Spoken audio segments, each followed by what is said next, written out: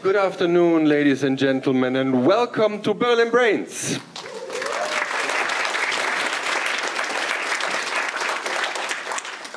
I welcome you to the event series of the Urania and its partners. My name is Jochen Müller. I'm the host of tonight. And I welcome you to Neuroscience on Stage.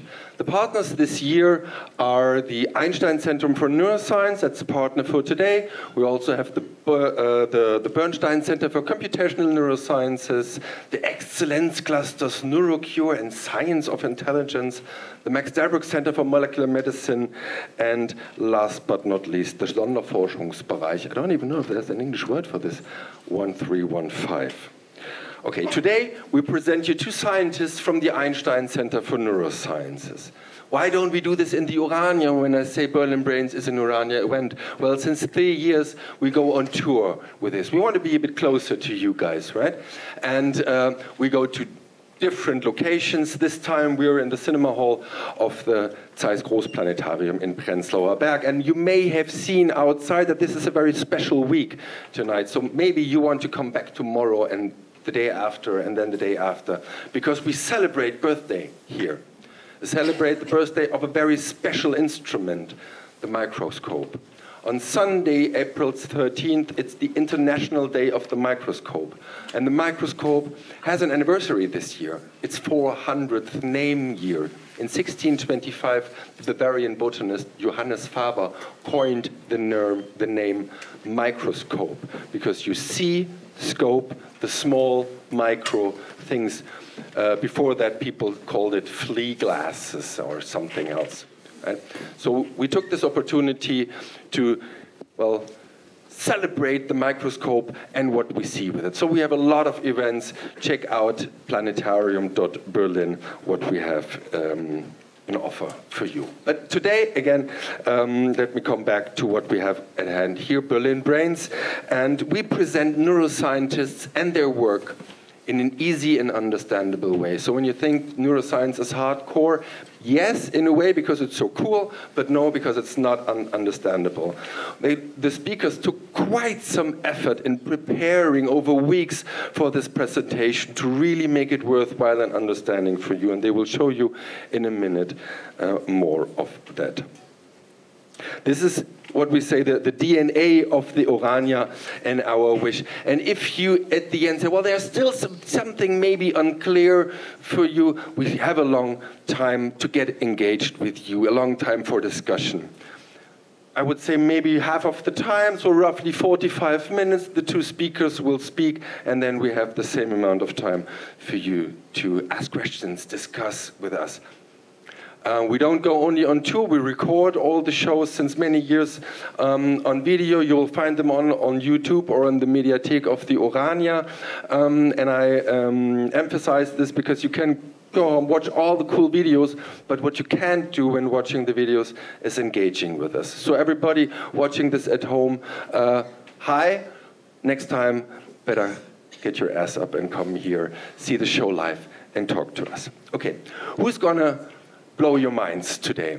Two wonderful scientists, Melissa Herman and Seulkee Yang from the group Underpinnings of Synapse Diversity from the Institute of Neurophysiology of the Charité. They will talk about their work, about exploring the brain's diverse cell types and communication mechanisms, and explain exactly that. They do this together because the conceptual motto of Berlin Brains is science is teamwork. And that's why we have always two or more speakers on stage. The first usually is the principal investigator, the leader of the work group, or the professor, giving us a broad introduction about the general area of research. And then today, a PhD student taking past pro toto, one project, giving us a bit more insight, also showing us some data. But of course, there's much more. So if you want to know what else is going on in Melissa's group, that's what the QA is for. Later, when you want to ask a question, just raise your hand, and then I will come to you, give you the microscope, yeah. Priming the microphone, so that the people watching the video afterwards also hear your cool questions and the even cooler answers. Okay? So, We heard about the topic, we heard a little bit about the speakers, but let me introduce you a bit more detail into the speakers of today. Melissa Herman, she grew up in the United States. She studied biology in the Reed College, a liberal arts college in the wonderful city of Portland, Oregon, where she stayed to do her PhD in neuroscience at the Oregon Health and Science University. She then, I think in 2010, came to Berlin to start working in Professor Christian Rosenmund's lab in the Charité, where she's still today, but now as head of her own group since 2016, I guess. And the group is, as I said, called Exploring the Brain's Diverse Cell Types. No, that's not the name of the group. That's the title of today. I'm sorry, I'm a bit confused today. Anyway, okay. Well, she and her team do exactly that. They study the identity of cells, and that's what she will talk about today. If she's not doing that, she strolls through the wonderful Kiez of Kreuzberg with her family, with her husband and her two wonderful sons. Directly after her, her PhD student, Seulkee Yang, will speak. Seulkee is from Korea. She came to Berlin to study here at the Freie University, biology, I guess, also. And she stayed here to do a PhD in Melissa's lab. She focuses on identifying cells with, well, I don't want to tell too much, but with techniques that she will explain in a few minutes. And if she doesn't do that, she enjoys running. She even runs marathons. Did you participate in the half marathon a few days ago? No? But usually she does, right? And if she doesn't do it, she's a very sportive person, so she likes exercising and training, I guess because she sits so much on the microscope and does so fascinating work, of which she will tell us more directly after Melissa. So please, put your hands together, give a warm applause for Melissa Herman.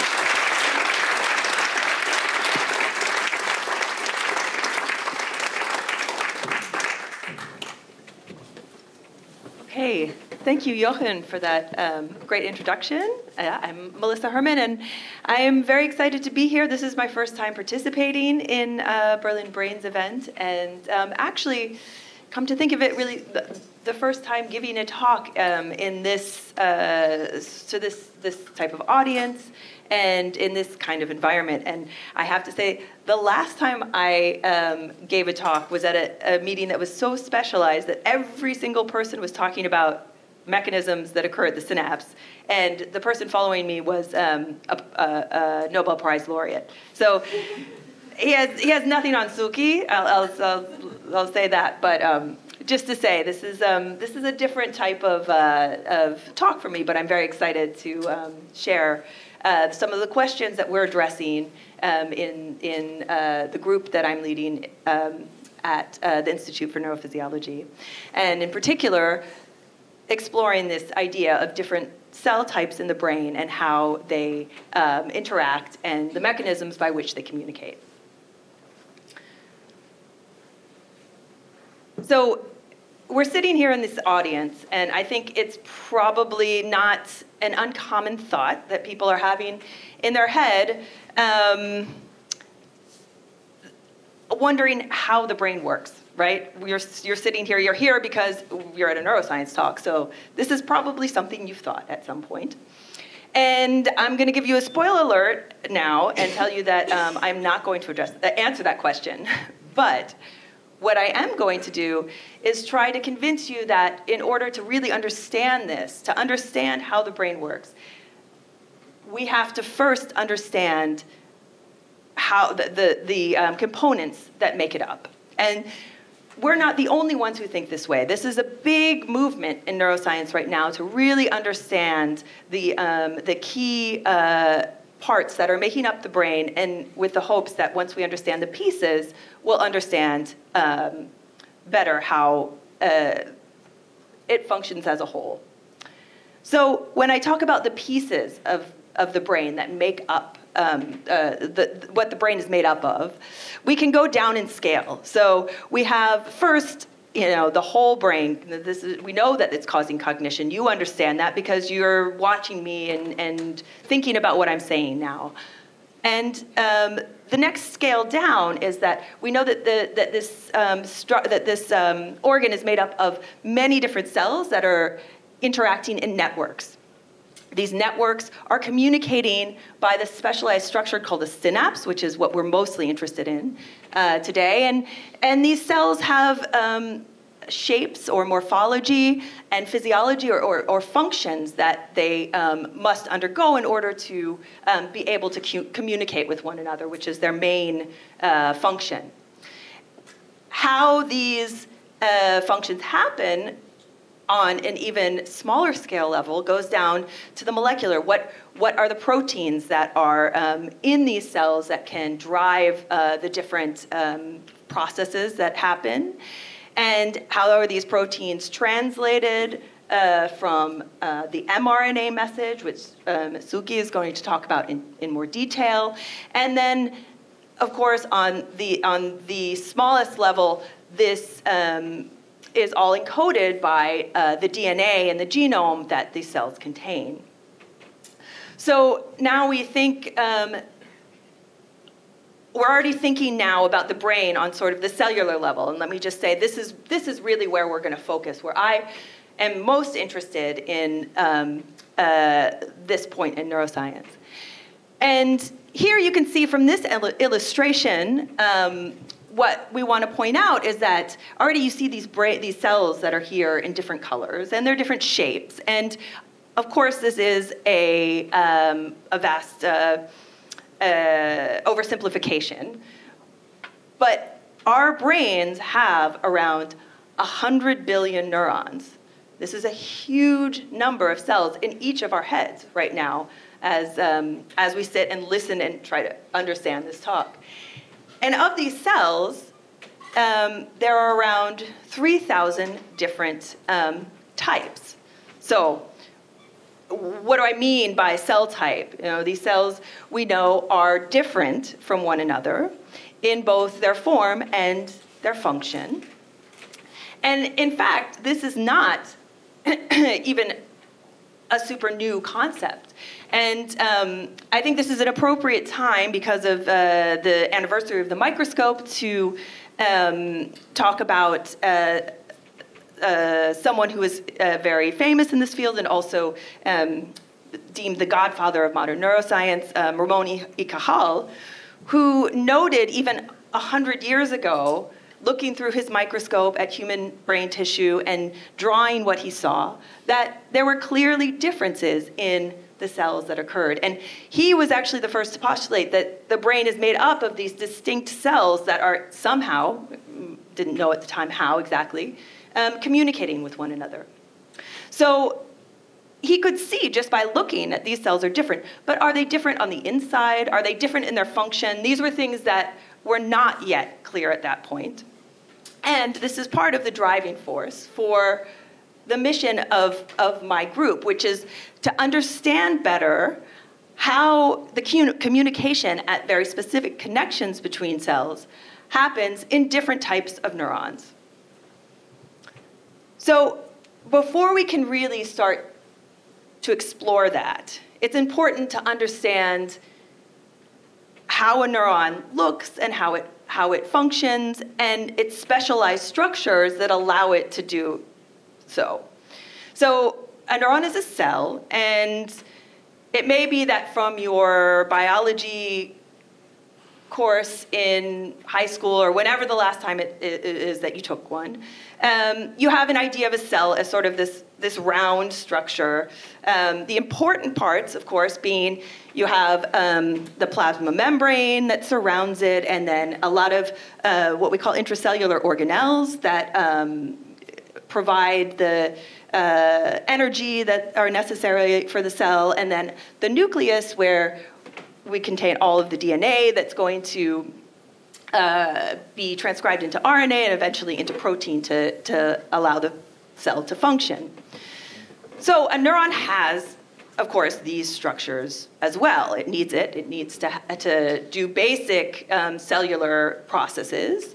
And these reside mostly up here in the cell body or the soma of the neuron. So a lot of the stuff, the nucleus is there, that's where you have a lot of the general cell biological functions.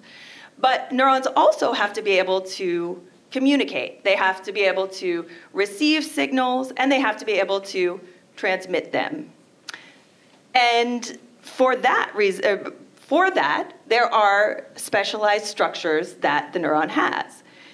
Here, you can see the structures called the dendrites. This is where the incoming signals are received by the neuron. Neurons are excitable cells, meaning that they can then generate electrical signals here in the dendrites.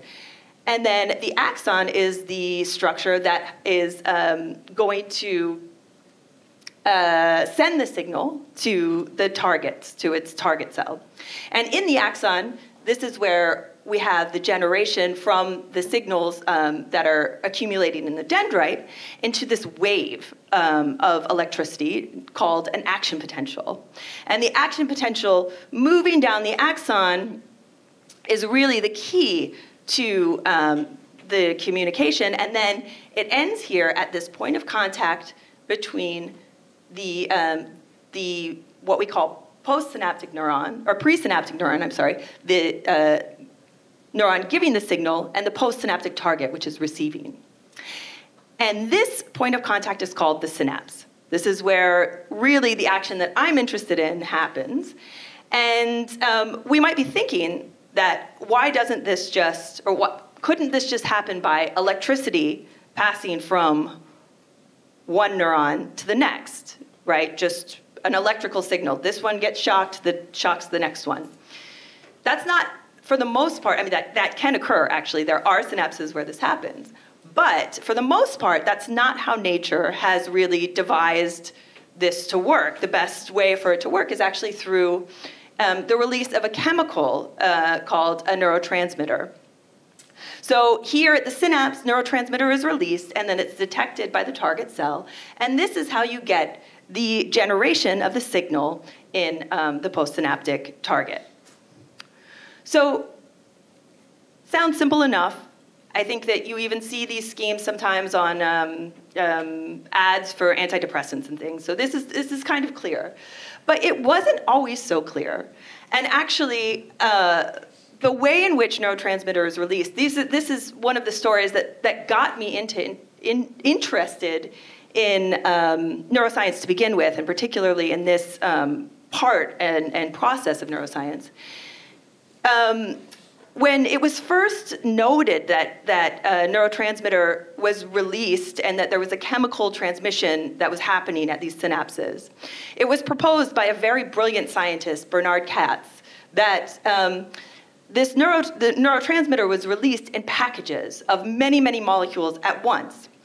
And they didn't really understand how this happened, but he knew that this was likely how this is what was occurring.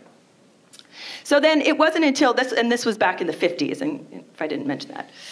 And it wasn't until around the 80s that we really saw the first physical representation of this idea. And again, important to note that with regard to the microscope, now we can talk about a different kind of microscope, shedding light, so to speak, but in this case, the light is an electron beam on how this process worked. So here we have a team of John Heuser and Tom Rees, and what they did was they did electron microscopy of a synapse, where first here you can see that these small round structures, these are synaptic vesicles. And the idea is that each of them is packaged with thousands of molecules of neurotransmitter. And this makes sense. This fits with the theory that they can be released during neurotransmission. But how does it happen? So what these guys did, which was very clever, was that they could stimulate the synapse with electricity. And then they could freeze the synapse in order to arrest the structures that occur after the stimulation. And what they saw then were these omega shapes, which is now known as the morphological, the structural correlate of the fusion of these organelles, the synaptic vesicles, with the plasma membrane. So this was a way that we could see that with electron microscopy, we could actually see this theory come to life that Bernard Katz had proposed about the quantal, as it's called, this release of neurotransmitter from the presynaptic cell. So not only do we have, so it's important to point out that this neurotransmitter release process and communication by neurotransmitters is not happening with just one flavor of neurotransmitter. There are different kinds, and these may not be even the most famous neurotransmitters or the ones that you've heard about before, because a lot of the ones that are more famous, let's say dopamine, serotonin, these ones are not acting in this sort of fast chemical transmission that the transmitters I'll talk to you about today do. So here we have an excitatory neurotransmitter called glutamate and an inhibitory neurotransmitter called GABA. And these are really doing most of the work of the chemical transmission in your brain that's occurring at any given time. And the thing that is very interesting and important about chemical transmission is that it doesn't have just one direction. So if we think about an electrical synapse, so this is just electricity going from one cell to the next, all this signal can do is to excite the target cell. So you shock this one, and then it shocks the next. But the great thing about chemical transmission is that you can have these different transmitters that have very specific receptors that, when they are activated by the transmitter, can open a specialized gate called an ion channel. And depending on what this ion channel allows through, this can either excite the postsynaptic cell, which makes it more likely to have to transmit a signal, or it can inhibit the postsynaptic cell, which would calm it down and make it less likely to transmit a signal. And just from sort of our common, somewhat common knowledge in pharmacology, I can say that you might be familiar with some of the activations of inhibitory neurotransmitters like GABA, and especially their receptors, because there are some very common drugs such as anti-anxiety medication and sleeping pills and even anti-epileptic drugs that act on these receptors to enhance the amount of transmission that occurs at the inhibitory synapses. Right, so I have showed you pictures of two synapses. That is not actually what it looks like in the brain. In your brain, as I said before, 100 billion cells, 1,000 trillion synapses. So there's really a lot of synapses that are happening. And they have to all be organized in a way to drive the activity between different neurons. So in order to illustrate this a little bit, of course, now I'm still with just one cell. This is how we have to take little bites at a time.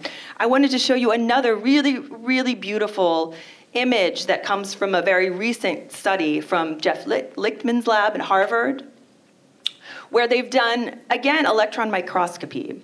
But in this study, firstly, they're using human brain tissue, and they've taken a 1 millimeter cubed volume of cortex from human brain. Then they can they fix it, or they preserve it, and then they slice it very, very thinly, and then they do electron microscopy on these sections in serial, so that essentially they can go through the entire volume and then recreate their the cells that they see at an unbelievably small resolution. And this is just an example of one of the cells that was recreated from this data set. And it is itself, this is going to be the postsynaptic target that we're talking about, and it is, in fact, an excitatory neuron. So these are this neuron's dendrites here coming out. Here's its soma again with all the its information from the genome and what have you. And this here is the axon. So this is where the signal will be propagated to go to further targets. And you might have noticed these little spikes here. These are specialized structures onto which synapses happen. And I think you can already notice that there are a lot of them. And one thing they could do with this data set was that not only do they reconstruct the whole cell, they can also annotate the individual synapses that are occurring onto this neuron. And they can distinguish by the morphology that they see at the EM level. This is actually a picture of the synapses that they see, and this is the level of detail that they can see. Here you see the synaptic vesicles in the would be one of these, for instance, orange synapses, and then the postsynaptic target. And here we can see excitatory synapses in orange and inhibitory synapses in blue. So one thing that this can show us, I mean, this is probably 1,000 or thousands of synapses even onto this one cell. And they are both excitatory and inhibitory. And not only will there be this one cell that's receiving this, but all of the cells in the network will. And so the point is that what this cell's job is to do will be to integrate the signals that it's receiving, both the excitatory and the inhibitory synapses, in time and in amplitude. And then basically, depending on how much excitation it receives, propagate the signal to its next target. And then that will result in electrical or network activity. And so this is just, again, a simplified schema of this idea where we have a small microcircuit of neurons interacting, where we have a neuron that is providing inhibition, and then neurons that are providing excitation out of the network, but also between one another. And the key is that this information has to stay in a very balanced state in order to not be able to overexcite the circuit, because when that happens, when we get out of balance between the excitation and the inhibition, we start to see pathological pathology coming about. For instance, we can imagine that if we had in this neural circuit a decrease in the strength of these inhibitory synapses without any sort of compensation of the output for the excitatory synapses, we would end up getting too much excitation, and this could result in epilepsy, for instance. So, given all of that background, we can go back to this question that we're trying to address, which is, how do these different types of neurotransmitters, how are they released, or what are the details and the characteristics of their release that is happening from these different types of neurons, and ultimately how does that affect the neural circuits and brain function? So the main techniques that we use to ask this question are these three. So for now, we use electrophysiology. This is the technique that I've been studying or studied from my PhD into my postdoc and continue to really love and use a lot today. Also live cell imaging of fluorescence signals. This has been very important. And then finally, much more recently, we're using a cutting-edge technique called mRNA sequencing, which Seulkee is going to tell us more about when I'm finished. So I'll just go through briefly the first two techniques, just to give you an idea of what we are generally asking with these techniques.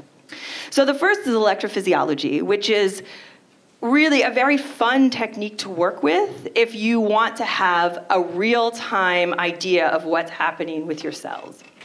And the way that this works is that we use cells, predominantly cells that are in culture. So we have cells that we can grow in a petri dish and then put them in the incubator. We take them out. This is what a cell would look like on the microscope. Then we can take a microelectrode that's in a glass pipette with a very, very small tip. And we can take this microelectrode and put it into the cell, and using sophisticated electrical circuitry and amplifiers, we can actually record the electrical signals that this cell is receiving when neurotransmitter is released onto it. And this here, which is something that we call a trace, is an example of that. And what we see here is its current over time, and these little blips here are actually the response that this cell would be having to the release of a single package of neurotransmitter, like we saw from the electron micrograph I showed you earlier, and as Katz had proposed back in the 50s would occur. And with this technique, we can look at how GABA and glutamate is released from different synapses. We can look at how the strength changes with different treatments by drugs, and we can see the flexibility and the characteristics of the release from those synapses. Then another technique that we use very often is a live cell imaging technique where, again, we have many, many neurons that are growing on a culture dish, and they're making synapses onto one another. This like blur here that you see of the dark blue here would be synapses and neuronal processes, dendrites and axons. But the signal that we see and that we use for these techniques is a fluorescent signal. And we have these specific sensors that we can use that increase their fluorescence or their intensity when neurotransmission has occurred, when the neurotransmitter has been released. And from this, we can learn things about what's happening at the synapse. So I'm going to show you an example here of one of these probes. So here, again, as I said, we have synapses that are in this picture. You can watch it. It's pseudo-colored, so you can see that the dark is where things are dark, and it gets brighter as it gets brighter. And you can watch here for a small S, and when the S appears, this is when we've stimulated the cells, and you'll see that the signal goes up. It then decays, it gets lower again, and at the very end, I flash a substance on that shows you where all of the sensor is in the entire field of view, as we call it. And there. Here you can see, there you saw the S, it went back down, and now it'll flash, and you'll see there. So what we can do with this information is we can compare this increase that we see during the stimulation to the increase that we have at the end, which shows us the total amount of sensor that's available. And we can learn again about the strength and the conditions and the characteristics of neurotransmitter release. But what advantage does this technique have over the electrophysiology that I showed you in the technique before? So one thing that we can do here is that we can actually see what's happening at individual synapses. And this gives us an advantage to really be able to say, okay, this type of synapse is different from this, compared to in the electrophysiology, where we're really averaging all of the possible connections that the cell would have. So with that, I'm going to now, we're going to move back to a different level. I mean, we're still interested, again, in the cellular level. We're interested in cell function and how its identity is, the identity of cells is created in a developing network. But so I'm going to hand the microphone over to Seulkee, and she's going to tell you about her project where we're using mRNA sequencing to address these questions.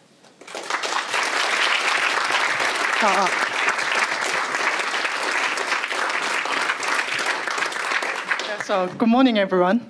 So my name is Seulkee, and I would like to continue with this project that we are doing in the lab. And so after my presentation, I would like you to hold on to two things. The first, we have just really more than neurons. We have really cellular diversity in the brain. And second, how single-cell RNA sequencing technology help us to explore this incredible diversity. Before we forget anything that we learned from Melissa, let's just jump right into it. So we just learned that we have over 100 billion of cells, in our brains. And we have 3,000 different kinds of them. 3,000 different unique types with their own special functions. And neurons, unlike me, they are very social. So they like to communicate with each other, and they like to be connected to each other. And now, if you are trying to imagine how many connections a neuron would ever make, the complexity becomes just next level. It's 1/4 billion of synapses that they could ever make. But this raises an important question, because we are scientists. We always have to ask why. So why does our brain need such an incredible diversity? Well, because brain isn't just a simple circuit board. It's not just sending signal from position A to B. It's more like an orchestra, where each instrument plays a unique role in creating the beautiful harmonies. We have excitatory neurons. They're like musicians, so they produce the beautiful melodies of the actions and thoughts by driving the brain activity. And we also have inhibitory neurons, which I'm really interested in, and they're the conductor. So they regulate the rhythm of the whole music and keep everything is in tune by controlling the timing and the intensity of this brain signal. And we also need glia cells. They are the backstage crew members who are like Johan and Felix, and they keep the stage in order by giving the structure support to the neurons. Just like the orchestra needs this balance of instrument, conductor, and crew member to create the beautiful harmony, our brain relies on this diverse cell type to function properly. And who am I? We just saw that how brain is like an orchestra, and we need this diverse cell type to function properly. And as a neuroscientist, I have these two main ideas that I want to understand. First, how does this orchestra develop in mammalian cortex? And second, what happens when something disrupts its harmony? And to answer these questions, I use two main investigative tools. First, electrophysiology, which allows me to listen to the electrical conversation of neurons. And if I notice some differences, like this green and red graph, then I use single-cell RNA sequencing technique to understand what's the driving force of these changes at a molecular level. And now I want to introduce you to what you can get from this technique and why it's such a game changer for neuroscience. And even if you have completely no idea how this technique works, you probably have heard of the heart of this technique, the mRNA, in the context of vaccine. So when mRNA vaccine is introduced to your body, your cell would produce specific protein to get your immune system ready. But this isn't just a trick for vaccine. This is actually how all the cells in your body would operate. And we call this in molecular biology as a central dogma. And this fundamental process describe DNA being transcribed to mRNA and mRNA being translated to protein. But let's just break it down in an easier way so that we could all understand. So DNA is the cookbook. Because I'm Korean, I just put the Korean cookbook. And I probably have in my blood. So DNA is the master cookbook, which contains all the recipe that your body would ever need. And every cell in your body has exactly the same cookbook. And mRNA is the temporary copy of the specific recipes that your body needs right now. And the protein is the finer discs that are made from these recipes. And the key idea here is that every cell contains exactly the same cookbook, so DNA, but each cell copies different recipes, so different mRNAs. I want to give you more example to understand it in a better way. So now, if you were to compare these two images, so they are from different cells. And if I were to tell you to compare them and identify their cell type, you probably cannot do this. Because just by looking at them, they have more similarity than differences. And now, if we were to zoom in and look at their mRNAs, you see that the cells on the left, they are the cells from our heart, because they are copying actively the important mRNA for the muscle contractions.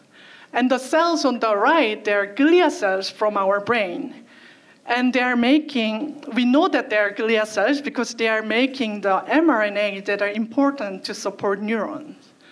So now you can understand why we look at mRNA when we want to understand and study the cell type diversity.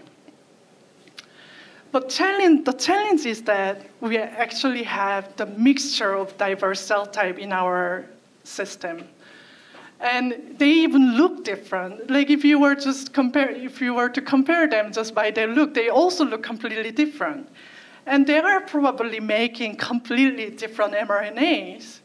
So if you were to understand or answer questions to like which cell type is affected by the treatment and which cell type carries burden when disease happens, if you were to answer this type of question, you have to look at mRNA at a single cell level. And I want to emphasize this one more time. So when we want to study and understand the cell type diversity, we have to look at the mRNA at a single cell resolution. So now you all kind of like little bit get like what you will get from this single cell RNA sequencing experiment, and imagine that your result will be something like this. So every recipe is somehow organized and they're very structured, so you will know, okay, this is a tomato pasta, spinach pasta, so it's a vegetarian cell or something like this. But in reality is that this is the more or less what you get from this experiment. So we have a just giant table with a lot of different numbers. And each row contains the information of individual cell, and each column has the information of individual mRNAs. And inside, we have different number, meaning that how many of that particular mRNA is present in that cell. And really, the problem is that we have 24,000 cells and 15,000 mRNA. So I cannot just look at this and say, okay, cell 1 has this mRNA, so it must be this cell type. No, I can't do that. And this will take me this will take my PhD forever to finish. And that's why my best colleague, my best friend, the AI comes in. So AI is really good at recognizing patterns. And just what we just saw is a very, very complex table. And now we just reduce it in a different way. We just reduce the complexity. I'm not going to explain how this works because I also don't know so much. But if you have a specific question, I can answer it later on. And just for now, we just need to understand this individual point is an individual cell.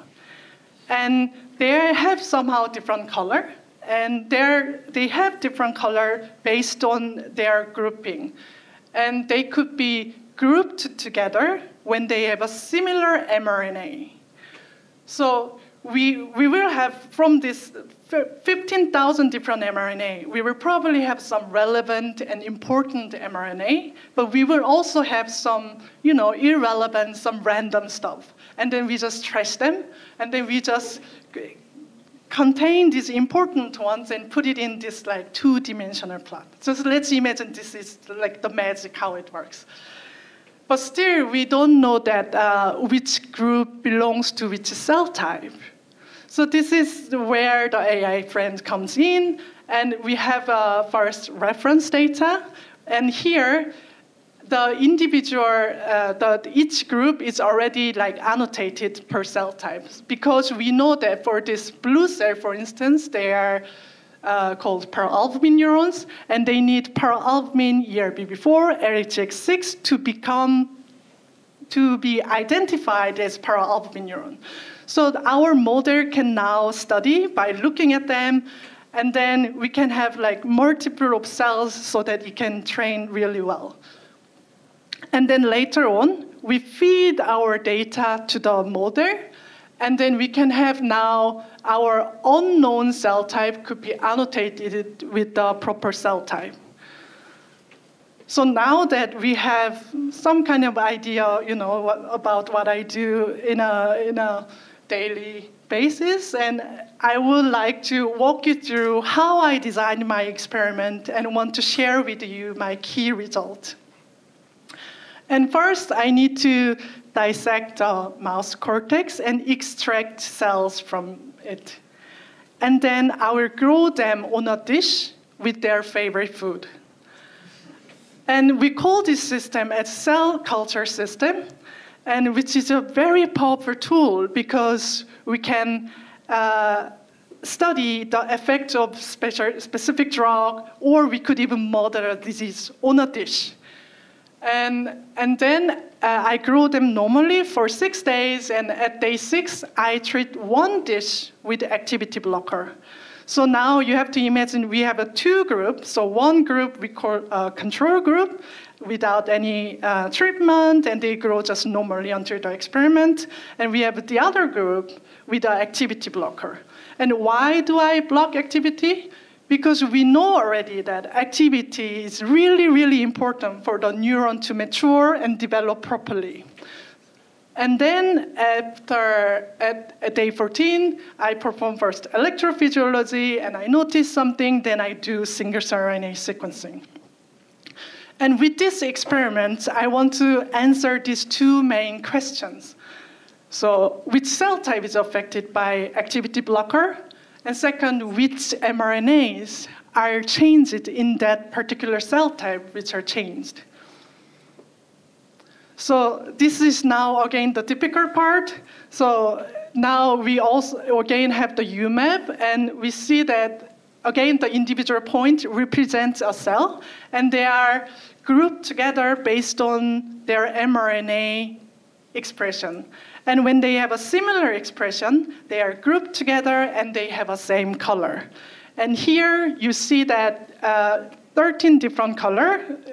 Are you finished counting? So we will have 13 different color, meaning that 13 different cell type identified from our mouse cortical cell culture system.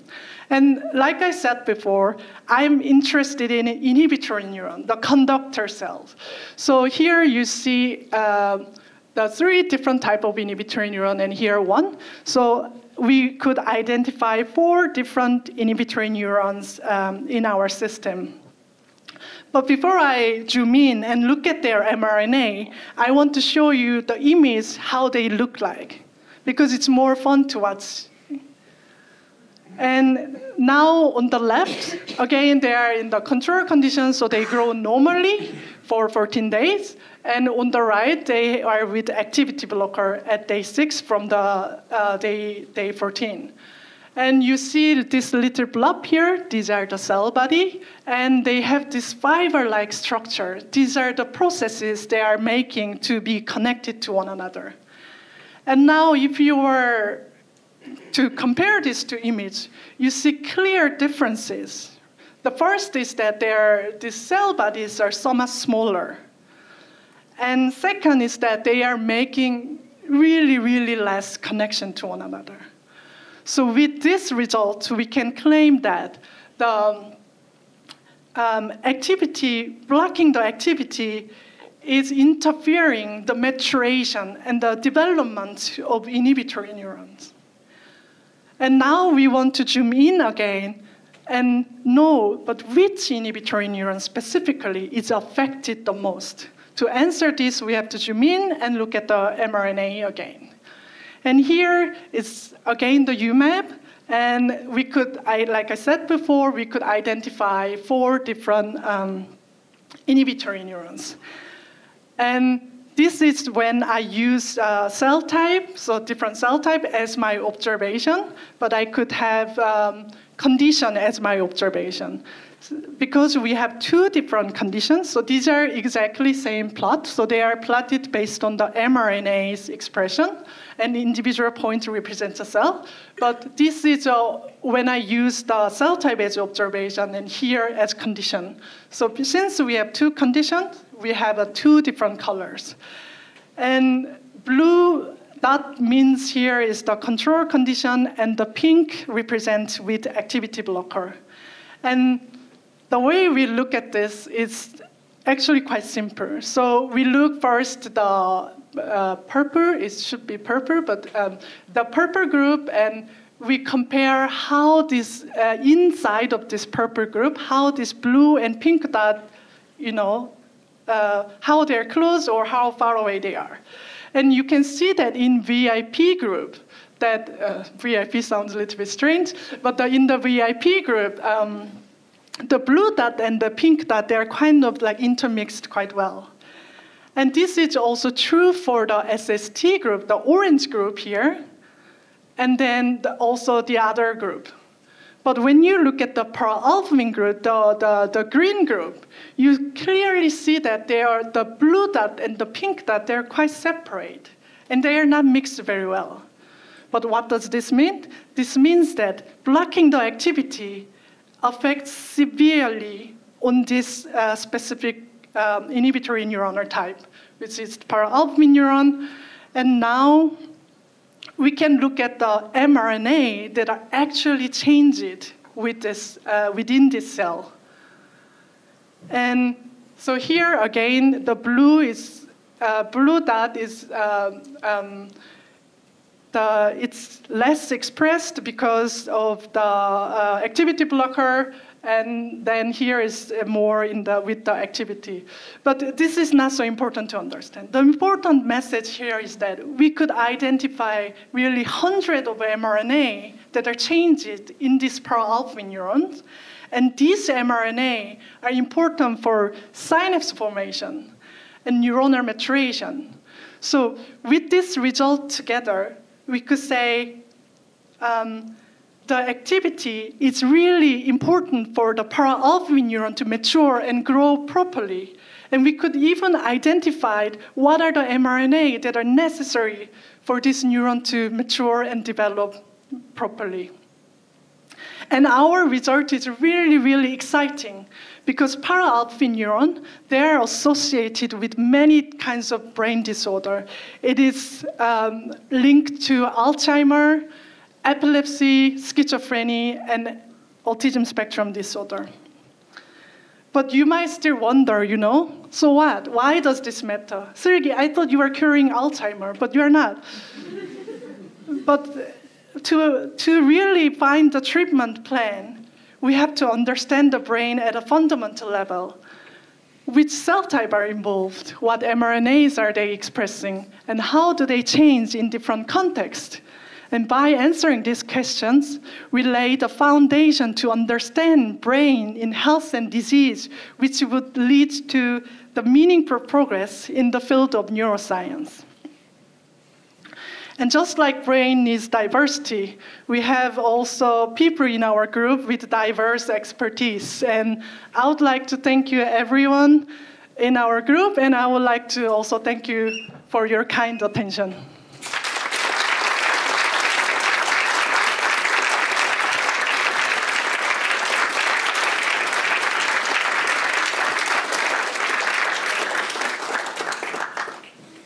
Thank you, Seulkee, and please keep on applauding. Thank you, Melissa, for your wonderful talk. Thank you so much.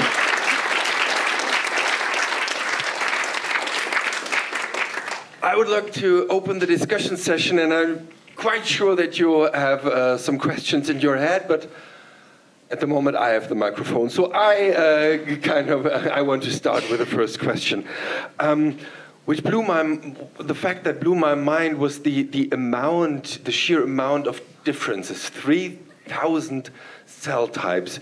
Do you think that number will hold during the next decades, or do you think that maybe in 10 years we meet again when we talk about 30,000 or 300,000 cell types? I don't know. Well, Seulkee and I were actually just talking about this exact issue earlier when we were sitting outside. And the question is really, as the resolution gets better and better, and you can see more and more genes, it's quite possible that we will see more and more differentiation of these cells and these cell types. But the real question is, at what point is it really meaningful? So it could be that at some point the differences become so small that they're not really relevant functionally. But it's going to take some time for us to be able to catch up with how we can tell the functional effects of these cells, how they are behaving in the network, and how that relates to their transcriptional profile. And also this, the process of taking a cell out of the tissue, putting it in a culture dish is a quite brutal method. Doesn't it change the cell? Yes, it does. And you can now imagine like cells in your brain, and they will probably be very different. But we are doing this also to reduce the amount of the animal research that we have to do if we have to use our brain to start with. And just imagine, because we are growing them on a dish, we can treat them with different drug, and we could model things very easy way. If you were to treat them with drug, and in a live mouse, it's like a little bit difficult, and it has to go to the brain. So I think even though cell culture has its drawback because it's a very, very different system, but still it holds a lot of potential because we can answer really diverse questions with this system. And then Seulkee, you said something that made me wonder, is that with this wonderful metaphor with a cookbook, and that the mRNA is the recipe that the cell uses at a given time. So I wonder if what you look at when you see all these diverse expression patterns and the mRNA patterns, isn't it the one cell having the breakfast and the other one having the lunch, and maybe you just catch them on the wrong moment. Maybe an hour later the profile would be different. Would that be possible? I think there are the key mRNAs that don't really change. So there will be like the housekeeping mRNAs, and there will be, of course, there will be like this, like they're vegetarian, but they're trying, different food. They're trying the meat for the first time, but still, it will be okay because we have a mathematical and statistical method to reduce this, what we call as a noise. Are there first questions from the audience? Dare to raise your arms, otherwise I will keep on talking. Okay. Thank you very much, Melissa and Seulkee, for the great presentation. I have a question to Seulkee. You mentioned when you explained your lab process that you feed the brain with its favorite food. So what's the brain's favorite food, and can I use it to grow my own brain? Oh, that's actually a really good question. So, I mean, they like what we actually like as, like as a whole organism, let's say, they like sugar, so they need sugar, and they also need, they cannot have some kind of like germs or, so they need to also take some antibiotics. So they're like mixture of different things that are in this food. They also have ions and yeah. But I guess like mainly sugar.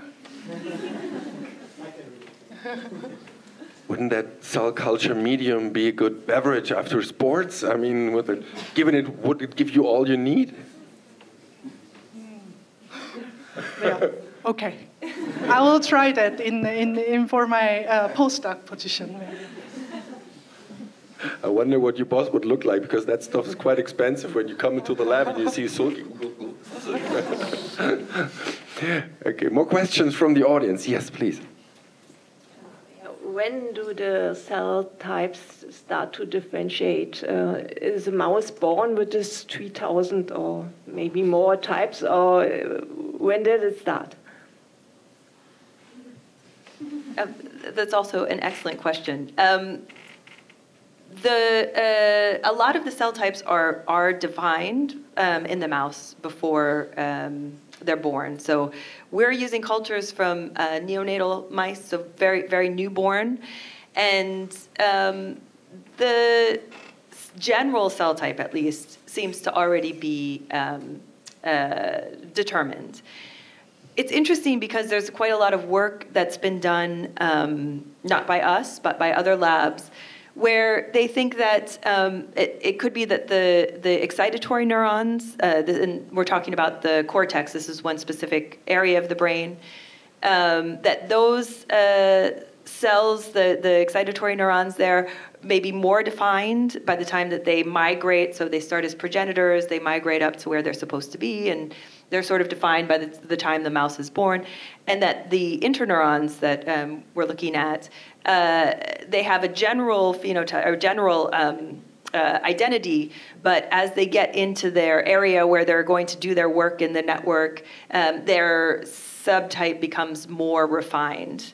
So with activity, which is actually also what we are seeing in the culture, this seems to be preserved, and what I'm referring to actually happens in the animal. So with humans, I'm not actually sure exactly. I don't. Maybe we don't really know, honestly, in the human brain. At one point, the cell types are fully defined, but we do also work with another experimental model, where we use actually human cells, and these are cells that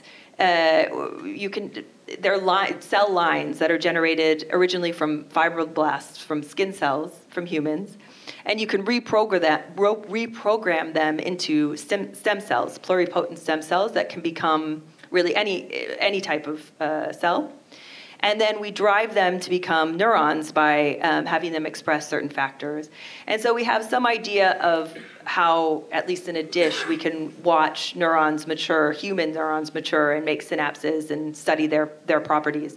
But it's a very, very slow process, and they're never reaching the complexity of cell identity that you have in like an actual human brain. But excellent question. More questions?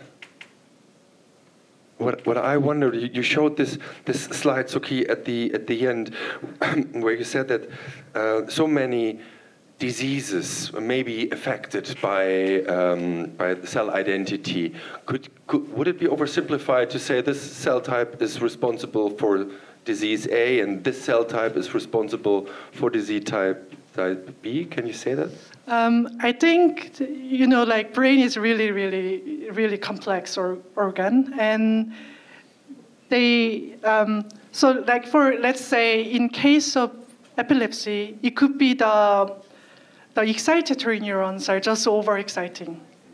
It could be also that inhibitory neurons are not functioning properly. They're not inhibiting enough the excitation.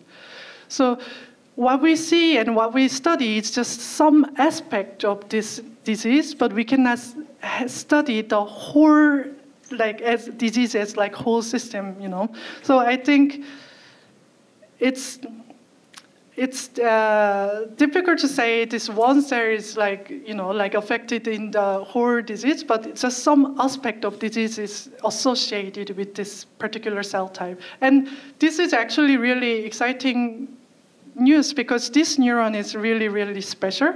And they're not just conductor, they're like real conductors. So they're like really inhibiting really at a very fast pace, and they have also very much energy demand because they have to, have this fast activity. And yeah, I think since we know not just like the normal this paraalbumin neuron, the mRNA, but we also know like a little bit less developed and something is wrong with them. We also know these mRNA, so we can have this. Manipulate these mRNAs to study like something more into it. That's why the basic science is so important in this regard. Thank you. If you want to have ask questions and I just keep on talking, you can maybe just shout in between. I have a question. Yeah, there's a question. Thank you for the talk. Why are we looking at mRNA instead of the final product protein? Yeah, so this is actually a really good question. And the reason is actually really simple. Because we don't have the technology yet to really get the protein at the single cell level.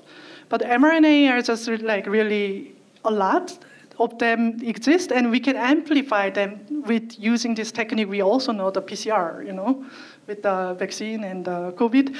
So the reason that we cannot use the protein is because of that. But we can use different technique maybe to identify cell type when they are in the tissue level, but with really in the culture system, I think we're not there yet to use protein as the identifier of the cell type. And you also said this at the very end, where you showed us that the activity level more affects the inhibitory neurons and not so much the excitatory neurons. That made me wonder, because in the brain, everything is interconnected, right? The excitatory neurons excite the inhibitory, inhibiting the excitatory. So can you there actually make that distinguishment? Isn't it just all reduced then? And I don't know, can you say the one is more affected than the other in in vivo system? I mean, in a living organism? Yeah, I think that it probably depends on the state of plasticity that the cell has and when this activity is stopped. And in our experiments, we do see effects in the excitatory neurons as well. And but in the in vivo situation, it may just be that by the time the animal is born and activity is really introduced into the network by synaptogenesis and stuff, that the cells are sort of more hardwired in the excitatory, in these at least these principal output neurons, than it is in the interneurons that still have a bit of plasticity and in their cell type, and their refinement can still be happening based on where they're needed and how their physiology needs to suit their function. Mm. And then also one more question. Bitte? War hier eine Frage? Ah ja, bitte. Okay, dann.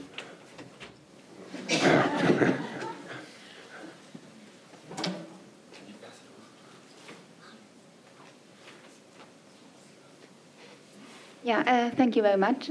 So you are doing the test with mice, and I was wondering how and to what degree you can apply your results to humans, especially when it comes to human diseases and human medicine.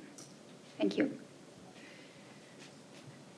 again, it's a really great question. I mean, the kinds of experiments that we're doing just wouldn't really, to this extent, be possible with human tissue. Not yet. As I said, we are trying to use these induced human neurons, and eventually we may, with that, be able to get to a similar stage as what we see here.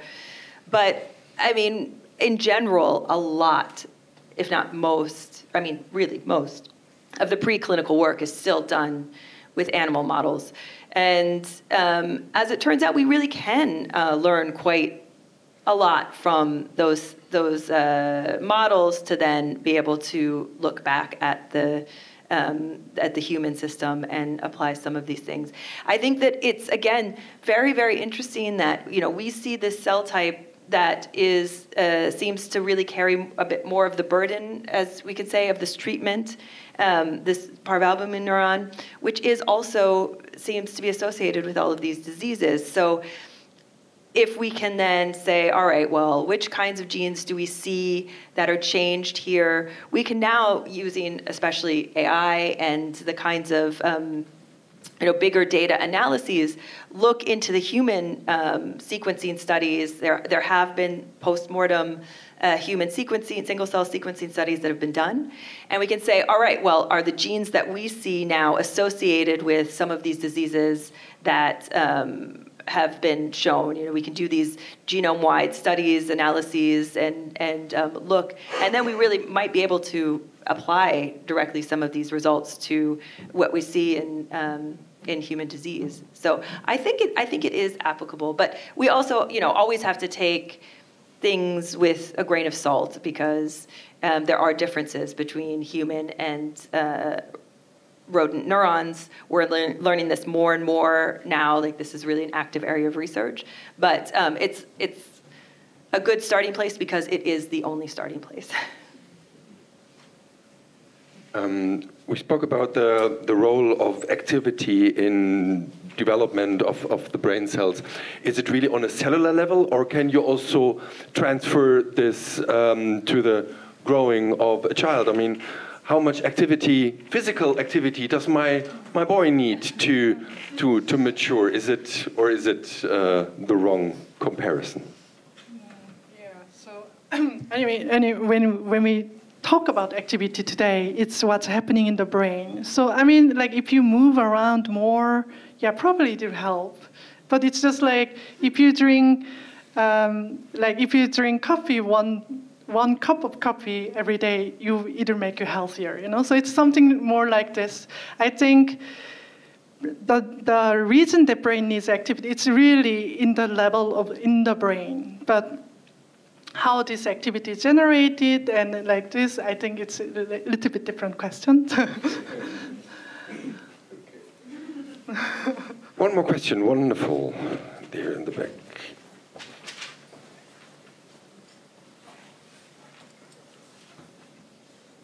Thank you for the talk. It was really interesting. I don't really know how to put this, but it's a little bit off topic maybe. I'm interested in AI, of course, because everyone has to use it now. What is your thoughts on things like ChatGPT or whatever models you are using on large language models? Are you afraid? And maybe as a second question, what's the first thing that you prompted, that you put into it? So, yeah, great questions. Well, I mean, this is my best friend. ChatGPT is like my best friend, my best colleagues, and, you know, it helps me a lot to code and to decode and so on. And I think, you know, still like the researchers like us, you know, like scientists, we were not at, you know, extinction, hopefully not. But if we don't know how to use it, how to use AI to, you know, to ask questions, questions that require a lot of data that we call like big data, I think we cannot really do and understand these big data by just looking at them, because we don't have the capacity. I think the more the researchers like or scientists like us use it, I think the greater the science that you get, I guess. And I mean, the model that I'm using is not a large language model, but I will not, let's not go details of it. But I think there was this saying, like, the ChatGPT will not take your job away, but the person who can use ChatGPT will do. So I think this is a good message to, I think you should now or go home and log into ChatGPT and start ask questions. What a nice fire comment for Berlin Brain Session. Okay, stay for a minute. I just want to say thank you that you all have been here. Please, another warm applause for the wonderful talk of Melissa and Seulkee. And keep on putting your hands together for Felix on the camera and Jürgen for the technique. Thanks also for our sponsors, the Einstein Center for Neuroscience, and Linda and Claudia. Thanks for being here. You can stay a bit longer and discuss with Melissa and Seulkee, but we just have to close the official part. So thank you all for being here. Come again tomorrow and the other days for the microscopy days here in the Zeiss Großplanetarium. And when you go out, you pass by the little Schränkchen. Please take home one of these. There are more cool, one wouldn't believe it, but more cool events in Berlin, not only Berlin Brains. The new thing that we have is the excellent pub quiz. The 7 clusters of excellence put together all the energy and invite you once a month in the Fahimi bar in Neukölln. And now you learn so much about neuroscience. Go there and show off a bit and test your knowledge in this excellence pub quiz. Take one of these flyers back home. Thank you all for being here. Bye. See you next time.